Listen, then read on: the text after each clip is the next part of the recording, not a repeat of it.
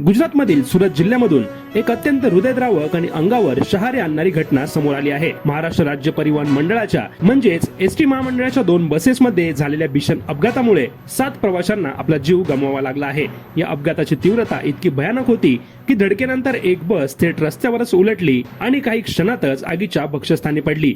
मिळालेल्या माहितीनुसार हा भीषण अपघात गुजरातमधील सुरत जिल्ह्यामधील बारडोली तालुक्यातील उवा आणि मानेकपोर गावांच्या दरम्यान धुळे सुरत महामार्गावर घडला आहे। अपघातग्रस्त बसपैकी एक बस धुळे सुरत अशी होती। ही बस धुळ्यावरून नंदुरबार नवापूर मार्गाने सुरतला येत होती, तर दुसरी बस ही गुजरातहून महाराष्ट्राच्या दिशेने जात होती।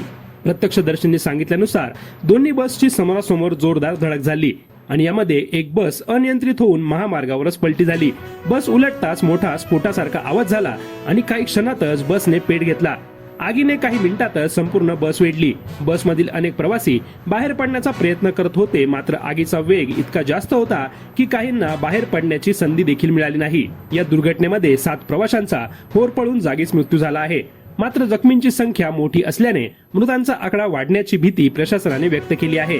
अनेक गंभीर जखमींना तातडीने जवळच्या रुग्णालयामध्ये दाखल करण्यात आले असून त्यांच्यावर उपचार सुरू आहेत। घटनेची माहिती मिळताच बारडोली अग्निशमन दलाचे जवान, पोलीस प्रशासन आणि रुग्णवाहिका घटनास्थळी दाखल झाल्या। अग्निशमन दलाच्या जवानांनी जीवाची पर्वा न करता बसमधील आग विझवण्यासाठी शर्थीचे प्रयत्न केले। अनेक तासांच्या प्रयत्नांनंतर आग नियंत्रणामध्ये आणण्यात यश आलं।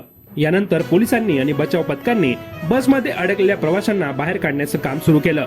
अपघातामध्ये मृत्युमुखी पडलेल्या 7 जणांपैकी 6 मृतदेह ताब्यात घेऊन बारडोली येथील रुग्णालयामध्ये शवविच्छेदनासाठी पाठवण्यात आले। या अपघातामुळे धुळे सुरत महामार्गावरील वाहतूक पूर्णपणे विस्कळीत झाली। दोन्ही बाजूंना अनेक किलोमीटरपर्यंत वाहनांच्या रांगा लागल्या। पोलिसांनी अपघातग्रस्त वाहने बाजूला करून वाहतूक सुरळीत करण्याचे प्रयत्न केले। या भीषण दुर्घटनेमागील नेमकं कारण अद्याप स्पष्ट झालेलं नाही, मात्र प्राथमिक अंदाजानुसार वेग, चालकाचे नियंत्रण सुटणे किंवा अन्य तांत्रिक बिघाड यापैकी कोणते कारण अपघाताला कारणीभूत ठरले याचा तपास सुरू आहे।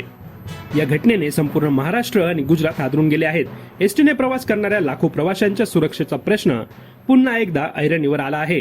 7 निष्पाप प्रवाशांचा झालेला मृत्यू अत्यंत वेदनादायक असून त्यांच्या कुटुंबियांवर दुःखाचा डोंगर कोसळला आहे।